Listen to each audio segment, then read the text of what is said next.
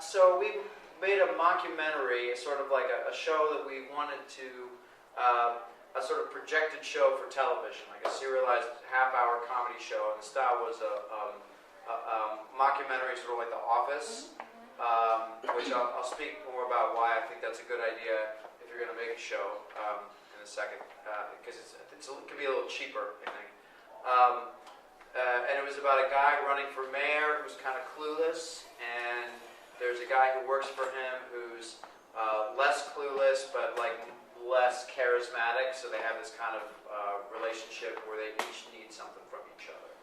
You know, it was called Man of the People, and I think it took about a year, I think, from our first conversation, maybe to when the thing was edited and done. Yeah, finalized. A year. Yeah. What's your background? I mean, can we ask questions now? Yeah, whenever. I've mostly done theater. I made a couple of things in college and whatever, and but mostly I've been acting in shows, making shows, a lot of original stuff, a lot of other people's original stuff, and then I didn't really have, aside from like making a few things on the acting side in terms of like commercials or independent film projects, I hadn't really written or produced something like this on the film side, and that's where Ali became kind of crucial. Yeah, so I met his partner Robbie on a shoot. Creative partner. Robbie on a shoot. And he was telling me about this project they've been working on. I currently work at a commercial post house, so I do mostly editing. Any project I do is more for me to get to do more editing stuff. And so I talked with them and really liked what they wanted to do, and it was like, so I'll help them out. And I had a group that I worked with, that I'd been working with, and that was like all women, and we were doing sort of short films and everything. So I did a lot of producing for them, which is why Robbie brought me in, was to help them with the idea of like how to put something together, create a budget, and kind of stay within that budget. And thank God. Probably nothing would have happened, I think, without Ali, who, and we talked about this just the last time we hung out a little bit. Like, I'm still not sure to what extent it was Ali sort of like, I don't feel like she was overbearing like every minute she was on us, but I think that Robbie and I were like so scared to disappoint her that we were like put the fear in their eyes. Yeah, so like she was great, like in terms of introducing us to a whole bunch of responsibilities that we'd never undertaken before, and taking them seriously. You know, not that we hadn't taken things seriously before, but it's just like from day one, Ali just says like, well, this is how it's done, so you're going to do this, and we're like, oh, okay. What did you actually do prior to meeting her? What had already gone down? Prior to meeting her. So there's lots of different ways to develop a show. Let me ask this: what are you two interested in? What do you do?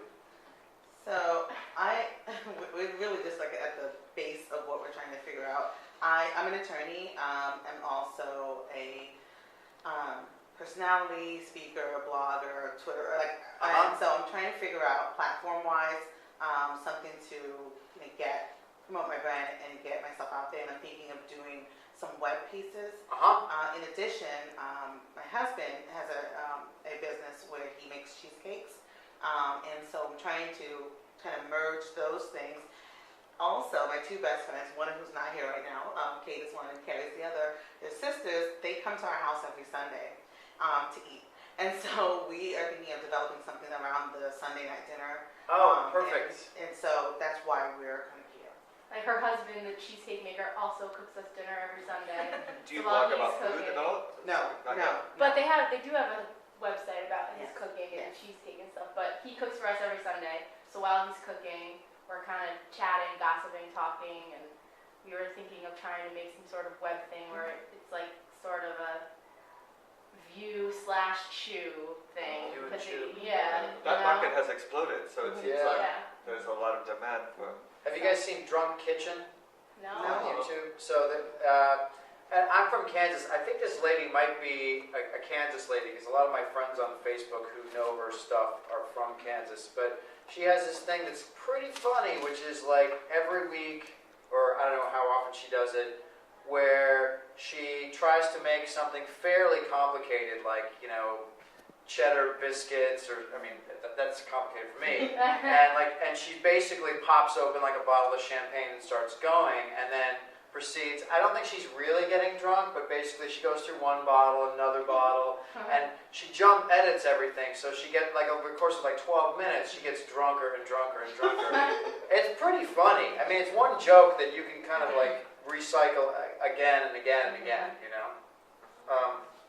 The reason why I asked that, though, about what you all were interested in, what's funny about that is that, in a way, what we had done was very similar to what you guys were thinking of doing. And what I mean by that is, like, we obviously, the first thing that happened was that Robbie and I had just been, we had done a lot of shows together. And Theater shows. Yeah, theater shows. And we then, we got kind of bored, and we were like, kind of, like on Friday nights, he and I wouldn't have anything to do, and he was living upstairs from me at the time, and so we'd get like a bottle of wine, and we'd sit around the table, and we'd set this tape recorder going, and I would play this idiot running for president, and he would play my advisor who was trying to help this guy run for president, and we'd like smoke cigarettes and drink and like just have the tape going, and we had like hours and hours and hours of this stuff, and I would like play this stuff back, and I'd be like, oh, that's kind of funny, and I'd play it for other people, and be like, yeah, that's actually really funny. I thought, oh, we should do something with this, and I think it was only after we had kind of played for hours that then we thought, okay, here's maybe something we could do, and I think it was that point when we brought in Allie. But then what was funny about that is that probably only, like, I don't even know if we're going to watch the 26-minute thing that we did, which I'm very proud of, but the funny thing is that there's maybe like 4 or 5 lines in there from those original 10 hours of tapes, you know? Because what we found was that, and especially because we were trying to do a very specific format, which is, you know, 22 minutes for broadcast, and we have a version of that, and 26 minutes for cable, that's the version we brought tonight, of a serial fictional show that has, you know, very specific constraints of how it wants to work. We ended up having to generate content to fit that new structure, you know. So this is the pilot, Yeah, basically? yeah, we made the pilot. Shopping it around? And... Yeah, exactly. And I can talk about the difficulty of that if we get to that point, but maybe we should, you know, go back first a little bit. The first thing I think we sent to Allie was like some scene we whipped up, and we like filmed it like in Robbie's kitchen, and this thing was just like 2 guys talking, blah blah blah. I was actually surprised that after Allie saw that scene, she was like, "Oh yeah, sure, I'll work with you guys." But yeah, then we went through just this. I mean, I feel like it was 3 months of developing that script. I think so. We brought on a friend of mine who was like a director, and so he sort of helped. He and I both helped them like call down what was important in their whole piece to like carry the story and just kind of pilot or like a season arc or something. This is just the pilot story. Because their pilot was like an hour long. And you wrote a script. It wasn't improv. You wrote it. You know, the structure of the script was there were a couple of scenes where we would write sort of together, sort of improv, like coming in and out of like improving the lines, and then other things. It's pretty typical in television. With your group of writers, you kind of break the story first, and basically what that means is the writers' table sits around and you figure out, okay, what's the story going to be, and then you put an outline together, which basically like goes beat by beat by beat through the show. And we kind of more or less had those things, although I don't think we knew that's what we were doing at the time. And then we assigned each other scenes after that. So I was like, oh, you want to do this scene? I'll do that scene. You do this scene, you do that scene. And the result of that was this monstrous script of like 70 pages or something that we gave to Allie. And it was like, you know, it was over twice as long. But yeah, I think your question was just, if you guys improv during the shoot? Oh. They did a little bit. Yeah. They would like, I mean, I think by the point when we started filming, because we had done a lot of rehearsals and we kind of like worked things out,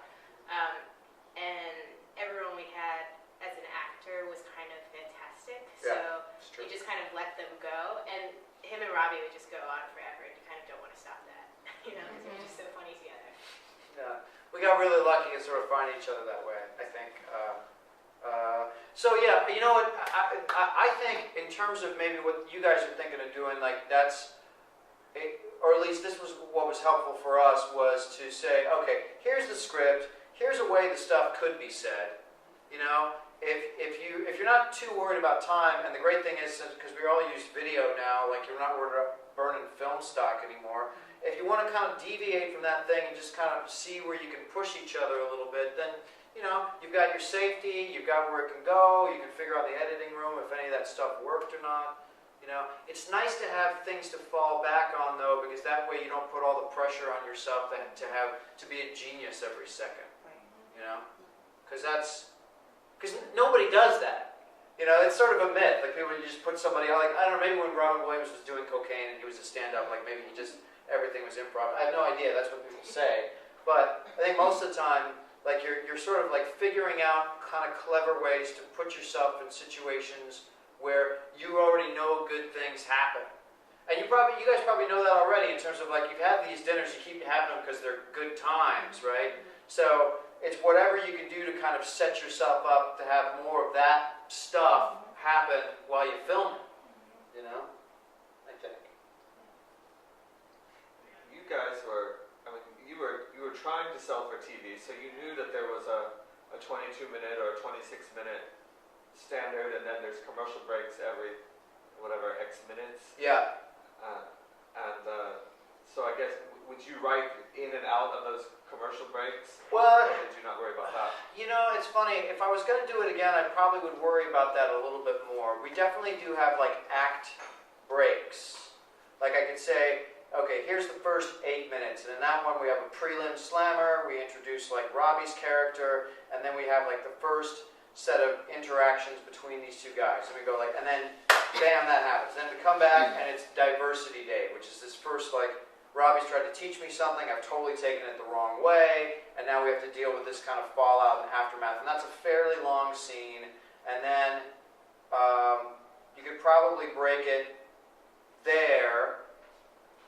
And then there's another section where we think we're going to get me back on track, and then I'm preparing this big speech, and then I like get into a fight with Robbie because I screw it up again, and then you could break it again, and then we come back for like the sort of like the just at that last that third act where you think, oh, these two guys are obviously going to split off, and now this guy's screwed, and this guy doesn't have a campaign to work for. Like when you can't get any worse, then at the end you can say like that's the last part of it.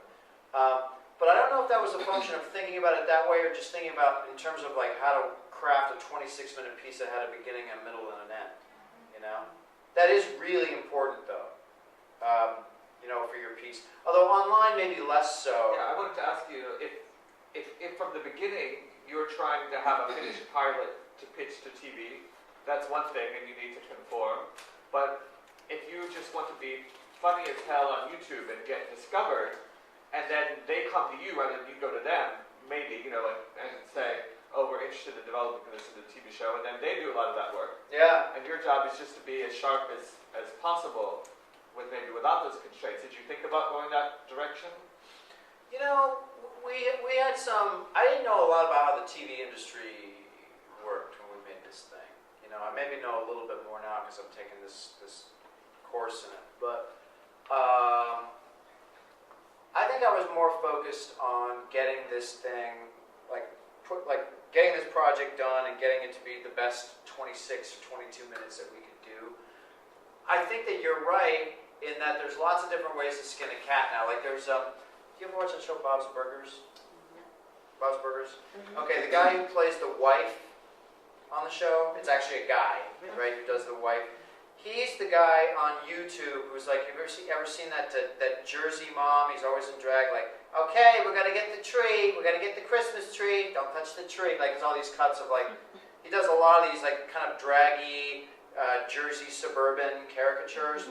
That's how he made his name, basically, was doing these things. And they're kind of clever, but that sort of made him then, that got him attention in a totally different way. I think that a lot of TV is not done the way we would do it. You You know, like nobody wants a spec script from a show they've never heard of from people they've never heard of. It's just too big of a risk. You know, like the way to do it maybe is to pitch a really have a portfolio of like scripts of other shows, pitch a really good idea to an agent, see if that agent can get somebody excited about it and attach like a showrunner with a name to your project and see if they can help you develop it. You know, that's probably the more realistic way. But, you know, I have to say, like, I learned so much on this project, and it got me so far in terms of it got me into the program, and now, like, I don't have no regrets about. Why don't you say what program you're in now? I'm in this MFA program at Long Island University in writing and producing television, and it's really practical. Like, basically, we're producing a TV show, and then in the second year, we try to sell the TV show, and then break out portfolios. But I don't think I would have been satisfied. I don't know, Ali, I don't know if you would have been either, if we just tried to make like a, you know, an 8-minute pilot presentation or whatever. Like I really wanted this, I wanted to see if we could make it like an episode of this thing. I guess this would have been a different project. Do you think you would have gone about it differently if you were going in with the intention that you wanted to do it for film? Not for television, I mean. Oh yeah, definitely. Yeah. How did you find the folks that you use, so like the camera person, sound lighting, all that stuff? How did you pay for it? If you had to pay them or the equipment? That's such a good thing to know moving forward for you. If there's one thing you don't use a volunteer for, it's your camera, it's your director of photography. You can get PAs off of what do we use, Mandy.com? Mandy.com. What is this? MANDY.com. Okay. And it's actually a really good source for looking for any sort of post-production, production, pre-production kind of help in the industry. I think we've got, I mean, I have a bunch of friends that I have known beforehand, so like our camera person was a friend of mine, and he met them and like really liked what they were doing, so he was willing to do it for kind of like the lower price than he normally works for. Yeah, that's right. Thank And God. then I think we also, it's always so camera and sound are kind of your biggest things when you're doing film stuff. Like when you talk to people who are in the industry, they always know like the projects that they tend to like have issues with are the ones that have bad sound. So you always want a good sound person. And I think everyone else maybe worked for free for us. Almost everybody. Yep. Yeah. Yep, that's right. So like the PAs, which, you know, or makeup artists, we pay the makeup artist. Oh, right. We paid the makeup artist. The PAs, yeah, the PAs we got for free. They're just like, and that's great because you always have film students who are looking to do stuff, so they're always willing to do anything. Do they just want credit? Like, I don't even think they wanted credit. They were just fine. They were just looking for stuff to do. Yeah, I mean, I'm sure I don't know if they put it on their resume. They probably did put it on their resume. They worked on the show, but they were green enough that they needed, you know, they didn't have a name yet. And then all the actors, I don't think we paid either. I think they were all, I think you guys knew most of them. We auditioned a few. Oh, okay, yeah, and I mean, they auditioned everyone, but I think they knew a lot of the ones that they were auditioning, and then I think I brought in like 1 or 2 people. Yep. And I think everyone else, yeah. And then you did the editing, you said. Yeah, Because editing is also very important and expensive. Oh, yes, that's post-production another, post-production can tend to be like really expensive. Like you always can find a way to cheat everything out of production. Right. Then you get to post-production, it's like even more stressful. Yeah. So it helped that like, you know, like I'll do that for them. Yeah, Because it helps me out. Mm-hmm. And we were really lucky with that too because you knew the show so well and you were on set a lot. right. So we were able to, I think I was going somewhere and that's why we had to finish within like a week of finishing shooting. So we were so I was like editing on the go, and we had a really great girl who was on set that like didn't know anything, and I was like, this is what I need you to do while you're on set. And like even from all the camera people who had all worked with like worked with people who normally do that, like they were like, she was great because she was very good at kind of organizing what I needed for the project, so that when I started editing I could just go in and not have to do any of the prep work. Right. And since I work in a commercial post house, I ended up getting one of the guys that I worked with to do the color for us, and he did it for free, and we were offering to pay, which is nice. And I don't think we did sound with me. I think we did that someplace else. I think what's his name? The guy with the band, the Korean guy who lives in Williamsburg. Oh right, Gene. Gene. We got a great guy to do sound too. Like he does sound for film and everything, and he's had a couple of stuff go on air. And so I think he did it for a very low rate as well. We paid him, but we didn't pay him. How do you know? I mean, I guess because you guys know folks that are in the industry, but how does somebody who's not know what the going rate is for people to pay for for things? Well, that's a good question. Alex did that better. I think it's just talking to people in the industry or just talking to people that you know. I think I kind of did what you guys were doing. I didn't really go to school for film production. I went for cinema studies. It's all theory and criticism, so it's like a lot of writing. And I got lucky that I met like a group of girls that none of them had done it, but then we found one girl who was actually in film, and so she sort of helped us out with kind of piecing together how much we could afford, like what was a general standard to pay, like what's the lowest rate you can kind of go and still get by with someone good and whatnot. And you sort of build on that, and you hope you find like a gem in like whoever you get. So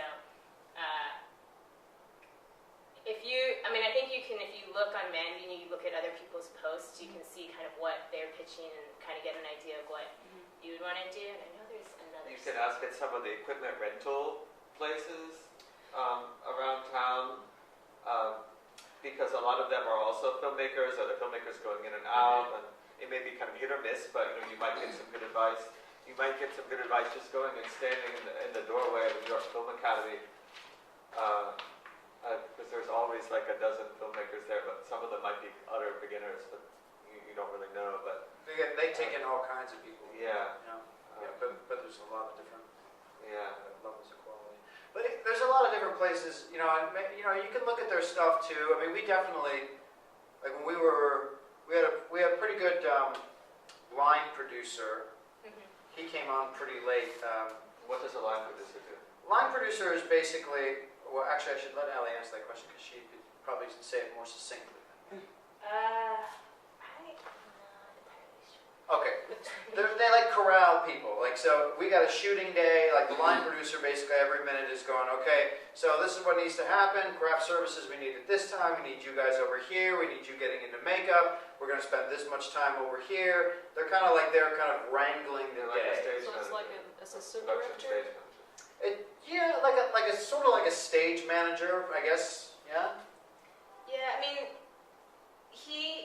his goal is to make sure that everything sort of stays on target, but the assistant director is sort of the voice of, like the assistant director is the one that kind of is very vocal about that, and he's making sure everything behind the scenes sort of goes in order so that everything that's on set goes as planned. That's right. It keeps track of the money, whatever. Because every day you're shooting, you're sending somebody out to get this thing or that thing, or then the money, you need some more food or whatever, and you want to keep track of all that stuff when you do your budget. Figure out what you spent. Allie, what were your responsibilities specifically? Right, that was so. Well, I did the general producing just to kind of get everything together and get everyone into the project, and then when we were on set, we brought in another producer to do all the on-set duties so that I could focus on sort of helping the assistant editor pack everything up, make sure that everything was ready for when I could edit. So the minute she had stuff going, I was already starting to kind of edit on set, and I sort of keep an ear out to see what was going on, if there was like anything slowing up the projects, but for the most part, we kind of just left that up to Lee to do. You also did second camera. Oh, I did do second camera at some point. That's right. Just to round it out. Yeah, we had a lot of people wearing a lot of different hats. Although How many cameras did you use? we used two. Two. The So a lot of TV would be 3-camera A lot of live TV. TV. Or Yeah. generous Living room sitcom. set or something. Yeah, Three Three's camera. Company, I Love Lucy, kind of stuff that happens on a set. I Love Lucy actually is the First that's one. the first one. And oddly enough, the cameraman who does that for them is the guy who used to shoot movies for Fritz Lang. Like he shot Totally. Metropolis. Wow. Yeah, weird. But in any case, we were doing more like The Office or like Modern Family, which you call like a single camera comedy. And probably it was even better for us in that like we kind of bitched about our director because he's like, he says like, oh, I don't like to work with the storyboard, I don't like to work with storyboard. But because it was supposed to mimic this documentary style, this is why it comes back to why you don't want to skimp on the cinematographer, you know. And we were blessed that the guy really loved working with us and he gave us this good rate because he was great. He just had a great eye. He had a great eye for the light because we're using all practicals because it was mockumentary style. And he had a great eye for what to catch on the camera. So we got tons and tons and tons of coverage with almost no storyboarding, I think. No, we ended up, the best I could coerce out of him was a shot list. So usually when you do film, you do storyboards, you kind of storyboard out your different angles that you want to do and to get an idea. And I guess for like, because it was technically supposed to be in the documentary style, that's sort of cheating because you're not supposed to know what you get. Right. But at the same time, one thing, what makes documentary is like a lot harder to edit because you're gathering so much footage from random things and you have to pull things out. So sometimes you always miss things, and this is a situation where you really don't want to miss certain things because that's your whole story, right? You're specifically making storylines to capture. Yeah. So he gave a shot list, which was good, of just saying, you know, wide shot from here, and I want a close up of this and whatnot. And Timur did the main. He was the cameraman. He's the cameraman, so he did the main photography and captured most of it. And I think only for certain shoots, or do we have? I don't remember if we had a second camera for the whole thing. No, we didn't have it for. How many days did you shoot?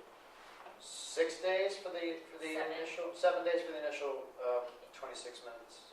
Now, how many hours did you? Those were long days. How many hours of footage did you have to edit? I'm sure there was probably about 6 minutes, maybe like 3 to 4 hours of footage. How did you, to the space that you used, you rented somewhere? We got really lucky because Again. yeah, we had a space that we liked, and then I don't think we could use it. And then our director, his father owns a company out in Long Island, and they were sort of in the midst of selling it, so they weren't really using the space. So we were allowed to use that for the weekend, for the 3 weekends that we were shooting, and one was a holiday weekend, so we had 3 days of shooting. It was really lucky too. Like he works. His father owns this parts factory, a parts warehouse, where people who want to repair their toasters, their washing machines, microwave ovens, they call up and say, "Hey, y'all have a part for like a Whirlpool, whatever." Nobody repairs their stuff anymore. So this place has just been on its way down for a long time. As a result, like this office for this kind of like this cheese ball, sort of like, you know, very rough around the edges guy that I was playing, this campaign office. His place, I mean, it was like, it had 70s wood paneling, it had like a huge American flag, it had like just piles of paper, it had like a dot matrix printer in there, you know? It was perfect. It was perfect for us. And the funny thing was that we had to promise to go in there and like put everything back the way we had it. So you go in and you take all these pictures to make sure that like you can change their clutter into our clutter, and then back into their clutter, you know? But we got really lucky. And then, but you know, I hear this from people all the time. Like people get lucky about like, you need a New York apartment. Somebody knows somebody either in Williamsburg or in the Upper West Side who's got something, or maybe you shoot the interior here, you shoot the staircase in this other place or whatever.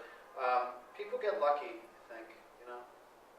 A lot of people enjoy, being a part of lending a hand. I think that's right.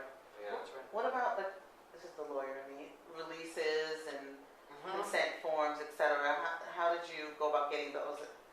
You know, I think that you can get, there's probably like a generic release form that you can. Where would you go to You online? can Google it, but then being a lawyer, you might want to modify it because some of them are going to be, not so good. I'm sure. Yeah, and Because then a lot you of can people probably just get get them in Word and alter them to however you see fit. I think that's what Lee, our line producer, did. Yeah, I mean, we got, I think, consent forms from all the actors, and then I think we also did location ones too. I mean, normally if it's like a real production, you always have to do insurance and everything, and I'm not sure if we did insurance. We did do insurance. did? Robbie, we did insurance for the 7 days of shooting. Okay. If you're shooting on the street in New York and you need a tripod, handheld, the police don't really care unless somebody is It's news crew is allowed, which I think is like, you can be on your shoulder, but I think if you put the sticks down, you Yeah. need a Then permit. a policeman might come up to you and say, where's your permit? And the permits are free from the mayor's office, but they require insurance. And an event insurance for a one-day shoot might be a minimum of like $500 or something. Yeah, it's not cheap. But if you're doing kind of more guerrilla style, then probably the worst thing is they're going to ask you to leave. You said, "Oh, I didn't know, I'm a tourist" or something, and you just move. We shot for, I feel like a whole day at Union Square did, Square yeah. Park, and that was all handheld, and we didn't get in trouble. And if you have smaller cameras and not a huge crew, also they're not going to know the difference between you and the 10,000 other people with their little cameras. It's true. It's true. So, in terms of what you all are doing, it'd be interesting to see, like, if what you're trying to do is capture basically these rich personalities, like this, there's nothing fictional about it, then you may want more than one camera. Like, you may want to have this thing filmed from a couple different angles, because what we ended up doing, because some days we only had one camera, is we would play the scene maybe 5 or 6 times, get like a master shot, get over the shoulder, some close-ups with hands and whatever. And it seems like if what you all are actually more about is capturing these interesting people saying interesting things, like The View or whatever, then you just want to be able to have good angles to cut to kind of keep it rolling, from an eye So perspective. you have a wide shot and you have like 2 corners going into close-up for each one for a reaction shot or something. Yeah, it's more like a 3-camera Yeah. setup. And so then when you're working in an apartment, then like lighting is, now cameras, even little cheap cameras are relatively good. Yeah. At least for YouTube, they're fine. Yeah. But they do require decent lighting. And like this right here, for instance, they're fine for the human eye. But The shadows would be. Yeah. but you'll see that, and then his skin will have no detail. It'll be too bright. Yeah. So you really want to get this sort of nice, even diffuse light, and that's where you probably want somebody with experience. We who can bring actually in some little light stands and things and even it out. Listen, I think if you can find, this certainly was our strategy, if you can find somebody who knows what they're doing in terms of shooting, who's jazzed about your project, it's great. One, because they'll have a camera. And don't go out and buy, unless you know how to use a camera, Don't go don't go buy buy it. it. It's too expensive, and it's just going to collect dust until you hire somebody to use it, and they're going to have one anyway. At least that's what Timur told me. That's true.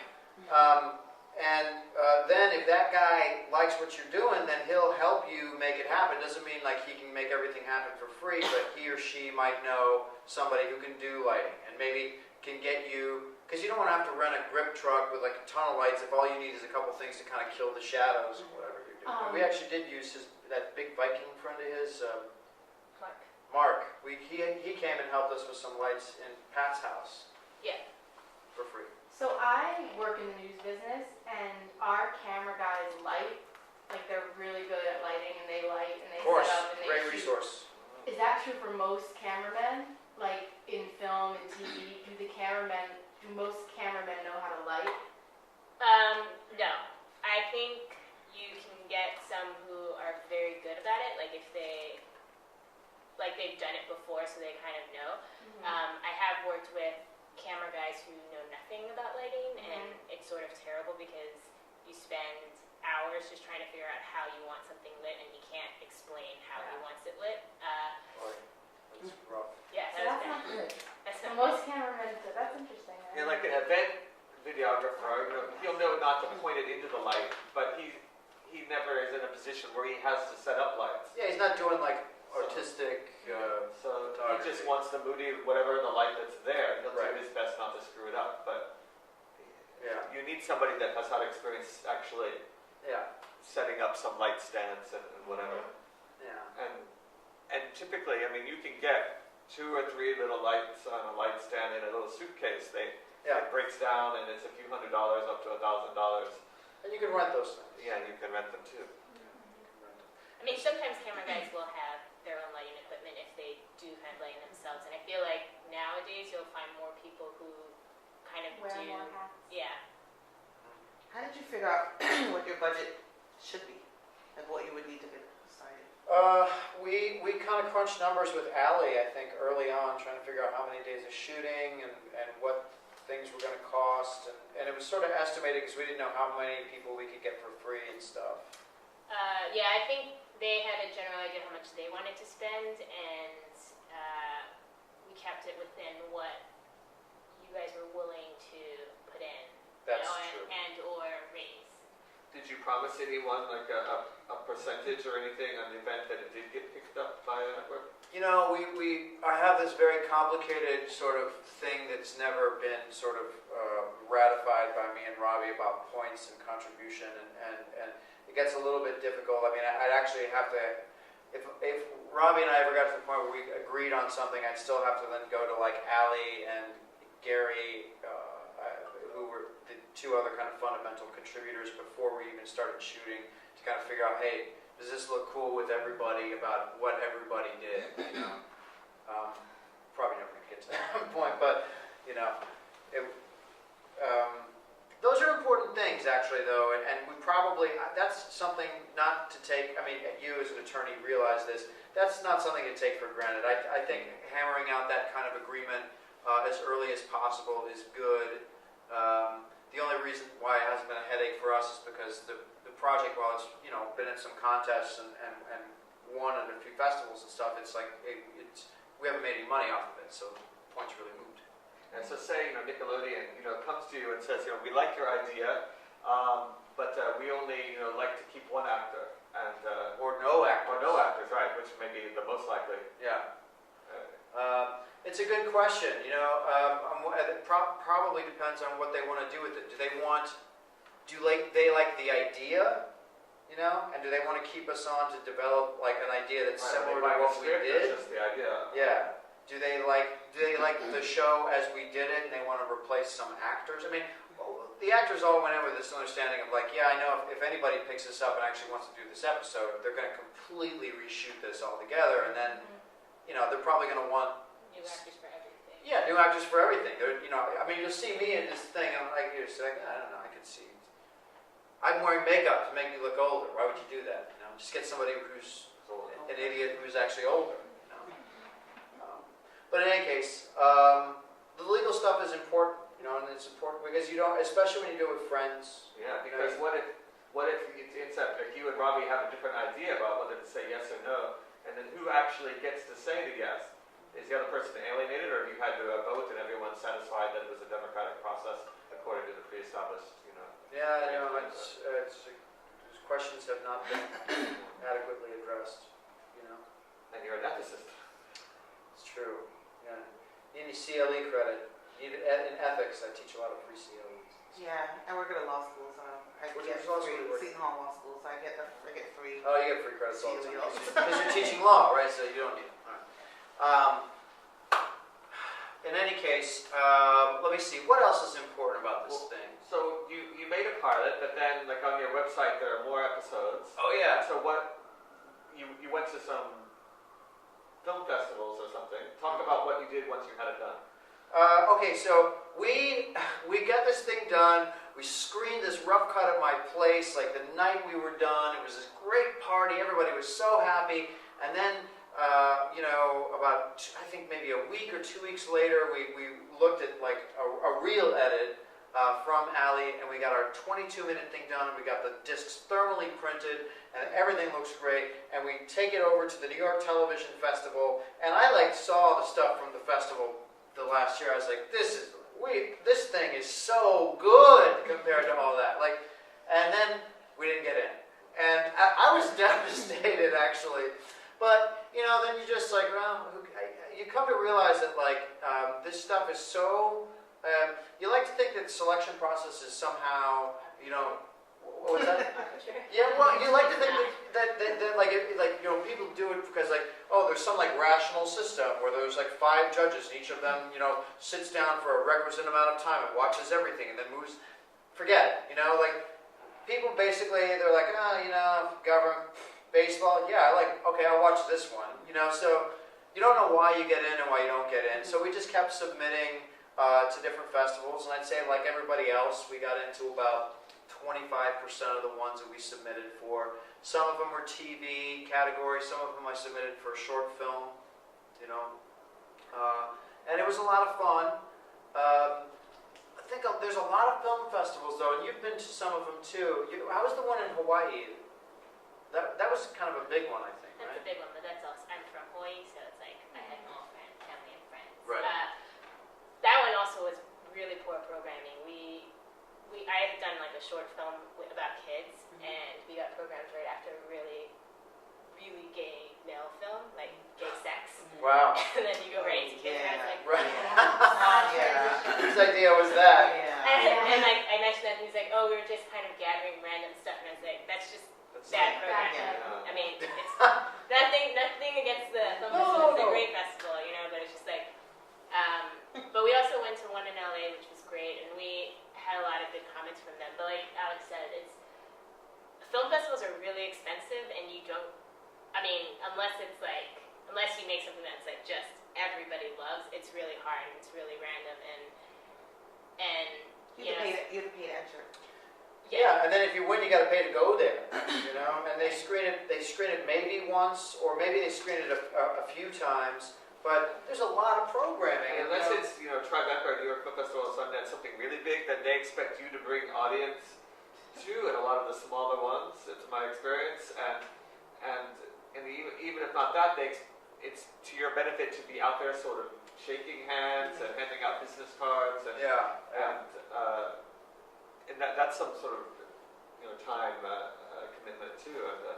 Well, they also get very sequestered. Like, you know, I went to in LA was in Century City, and I felt like the only people who would go into the festival were basically people who were at the festival because they had something in the festival.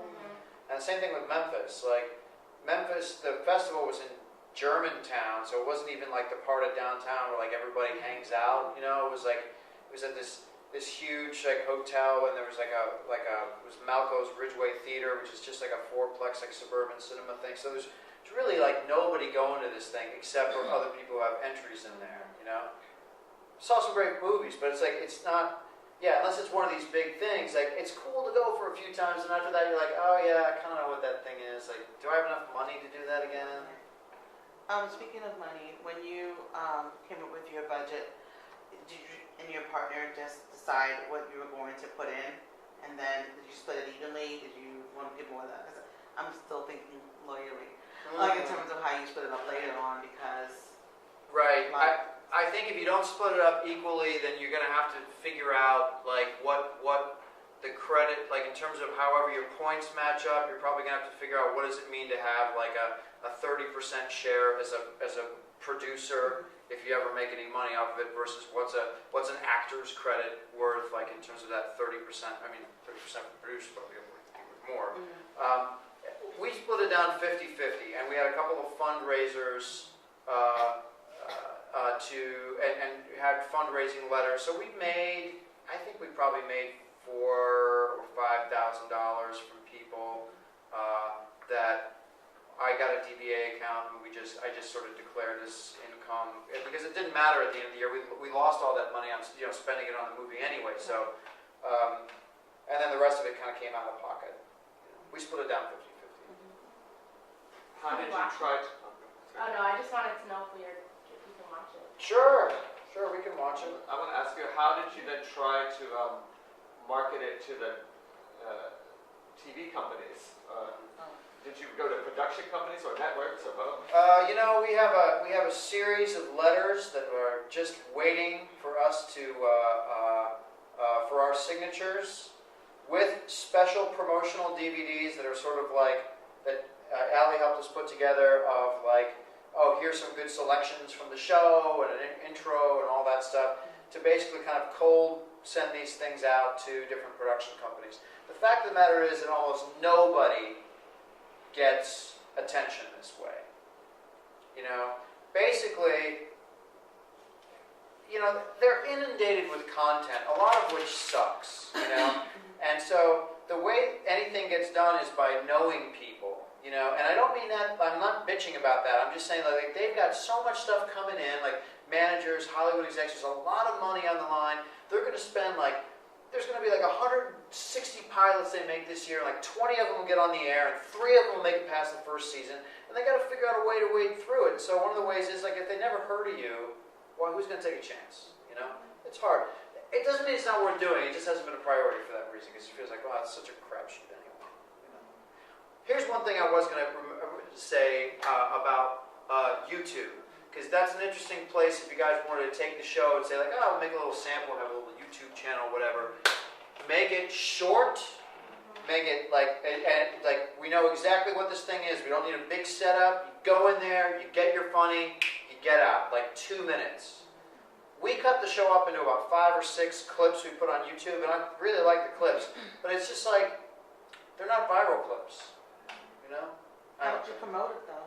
Did you use Twitter? Did you use Facebook? Use Twitter, Facebook.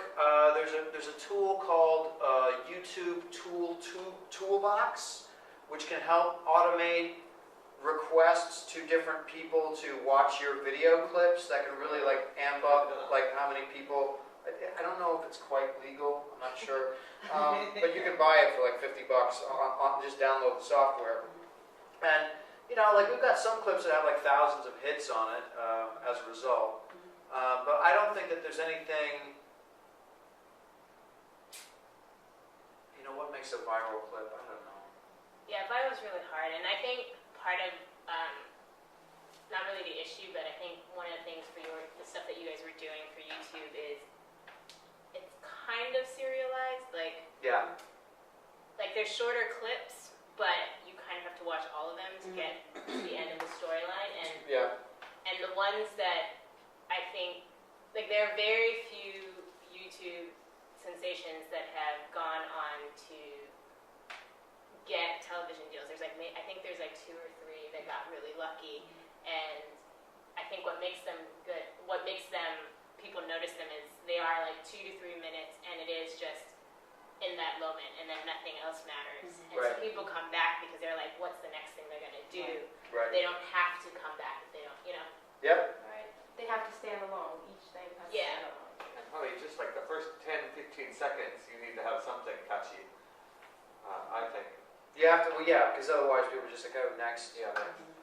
That's a big thing actually in television in general. Like we've gone through a big evolution apparently in the last couple of years where, maybe in the last 5 years, where dramas were getting like really serialized, like 24, Heroes, Lost. Those are shows that they're kind of hard to syndicate because you got to watch them like in order.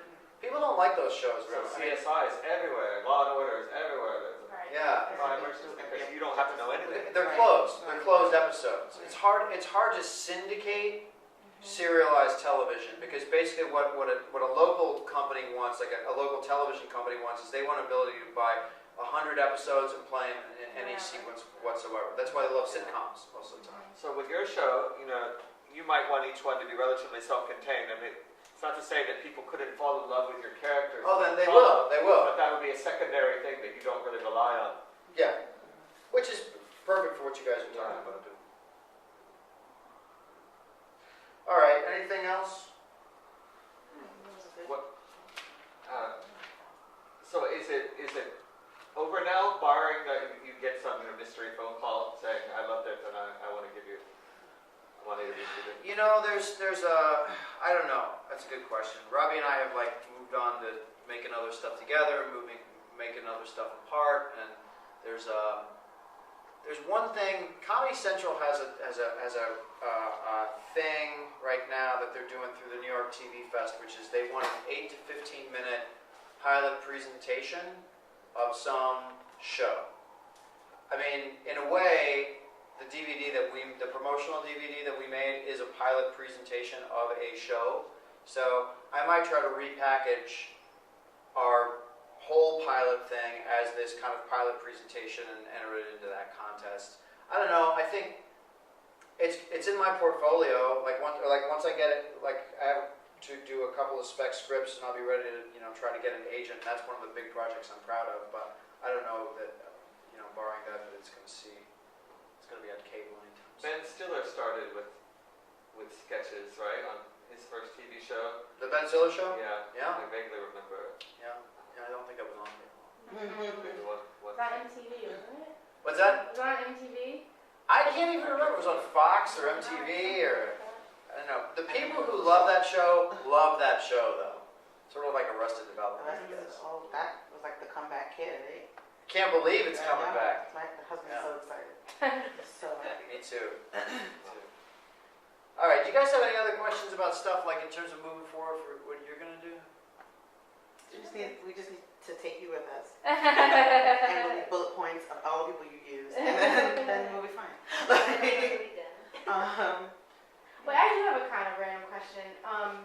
If this is obviously a much smaller production than what you did, since it's internet, YouTube, just a small thing.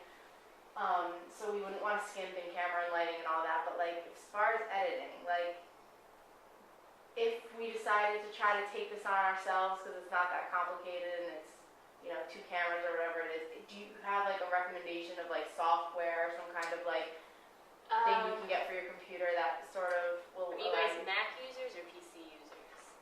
We have one Mac One user. of each. Yeah.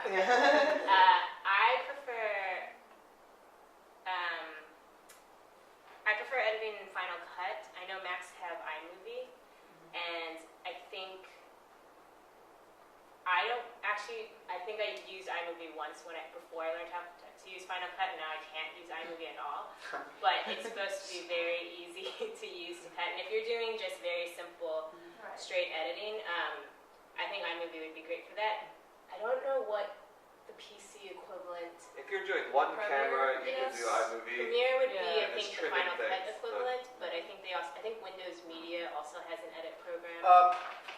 It's not bad. Pinnacle Studio. That's like one of these sort of $100 editing programs. I've used it to cut some clips together and stuff. It's pretty simple. And that's PC. That's PC. Yeah, I think Sony has something too. There's a lot. I think of Sony has Vegas. Vegas. Yeah. But that's more if you're doing I think if you really get into it and you want to pay. Oh, that's like a high powered. I think Vegas is on the same lines as Final Cut and I Premiere. think there is like a big introductory version of Final Cut, right? It used to be. There's not anymore. Well, No anymore. But I not mean, cheaper. you could also, if you wanted to, Final Cut came out with Final Cut X, which is very similar to iMovie, and It's more powerful, but yeah. well, I mean, it looks like Looks iMovie better, looks, but it's supposed to allow you to do a lot more of what you would do in Final Cut. Nobody likes it. Nobody likes it It's not that works bad. in the industry, but the goal is to get people who aren't in the industry to really use it and learn and want to, so it's to broaden editing as a whole.